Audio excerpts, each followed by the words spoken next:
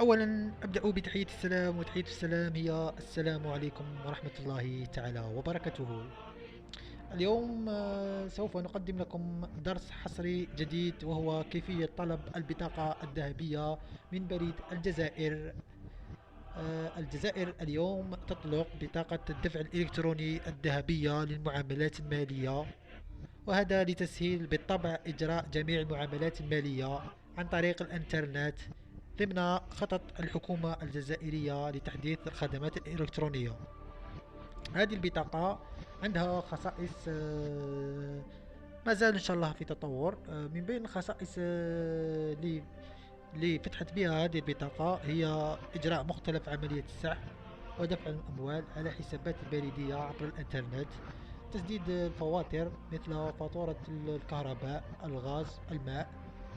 أيضا خدمة الدفع الوقود الذي تكون بعد تحميل تطبيق نافطال، واستخراج الأموال عبر الموزع الآلي أو شبابيك داخل المكتب البريد. وإن شاء الله سوف تكون خدمات أخرى في المستقبل العاجل.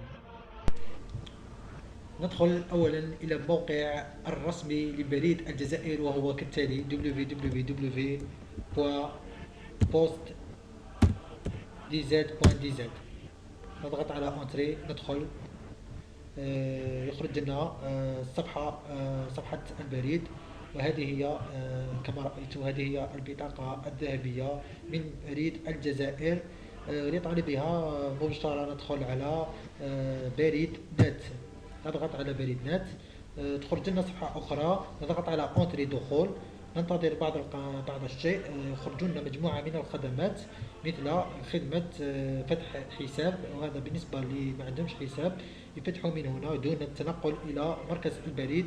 حنا ما يهمناش هذا الشيء، يهمنا طلب بطاقة الذهبية، وهي دوموندي كارت الذهبية. فوالا، نكليكو عليها، تخرج لنا البطاقة وتخرج لنا جو كوموند ما كارت. نزيدو نضغطو على طلب البطاقة، ننتظر بعض الشيء. تخرج لنا هذه الاستمارة. لازم نعمروها بدقة هكذا باش ما تكونش عندنا اخطاء ويقبلونا الطلب. فوالا. هذا النيميرو الاول، وهو رقم رولوفي دونتيتي بوستال، وهو ياتي في الشاك من الامام. كما ترون، ها هو الرقم اللي تحطوه في هذه الخانة. بعد، انا راني مسجل، ما نعاودش نسجل بالطبع. بعد وضع الرقم تذهب مباشرة إلى اللقب والاسم. أولا يكون اللقب تاعكم هنايا، يكون الاسم تاعكم، ومن بعد تختاروا بطاقة الهوية اللي بتسجلوا بها، وهذا شيء أساسي.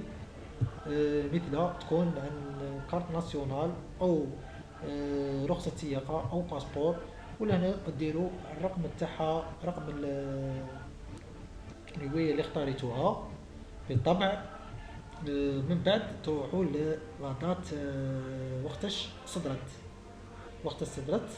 ديروا التاريخ تاعها هنايا، اذا كان في 2014 لا 2015 لا 2016، وديروا الدائره. من بعد ديروا وقت اللي صدرت فيه ووقت الانتهاء. ايوه، تروحوا. معلومات سهله جدا، اي واحد يقدر يعمرها، روتينيه. من بعد تروحوا الولايه تاعك، تختار بالطبع الولايه تاعك. من بعد تروح للدائره تاعك، تختار الدائره تاعك. من بعد تدخل الولايه هنايا، يخرجوا لك الدائره، تختار الدائره. ويخرجوا لك البلديات، لا كومين، تختار البلديه تاعك. ويخرج لك ثاني كود بوستال. بالنسبه اللي ما يعرفش الكود بوستال تاعو، سهل، يروح لجوجل. عمك جوجل، ايوا، يدخل على جوجل ويدير كود بوستال. على سبيل المثال، انا من ولايه غليزان سيدي محمد بن علي، ندير كود بوستال غليزان سيدي محمد بن علي، وهكذا. دير ريشيرش، يخرج لي. فوالا، نكليكي هنايا، يخرجوا لي معظم الكود بوستال، ونختار نحوس بالتأني على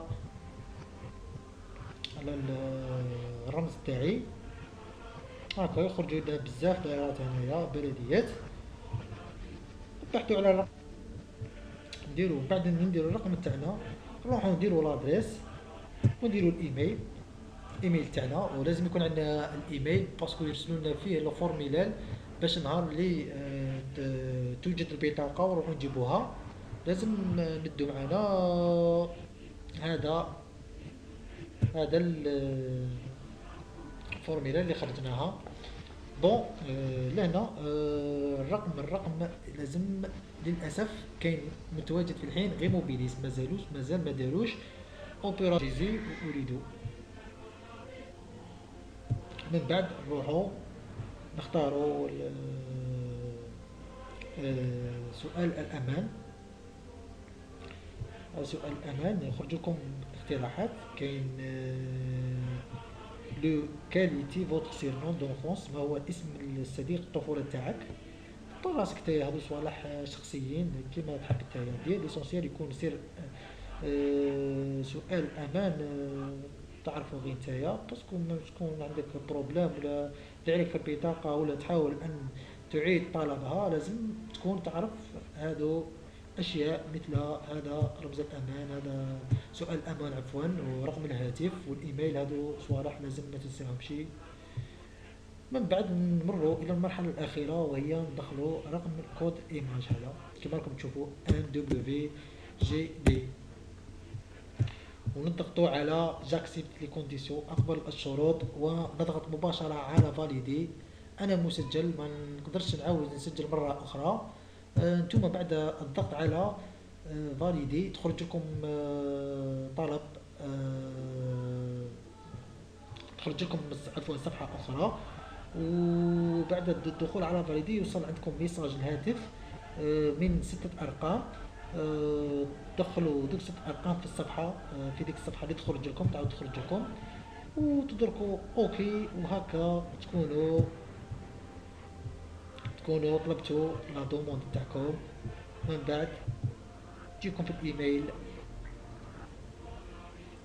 الايميل، الاستماره. نهار اللي تجيكم في الايميل استماره، نهار اللي تروحوا تخرجوا البطاقه وتكون واجده تدوها معكم. هذا مكان. وهكا تكون كملت الحصه تاعنا اليوم. ان شاء الله ما نكونش طولت عليكم ولا تقلت عليكم، وان شاء الله تكونوا فهمتوني. زعما ماشي حاجه صعيبه اللي ما يفهموهاش الجزائريين، هي طريقه سهله جدا. وبالتوفيق للجميع.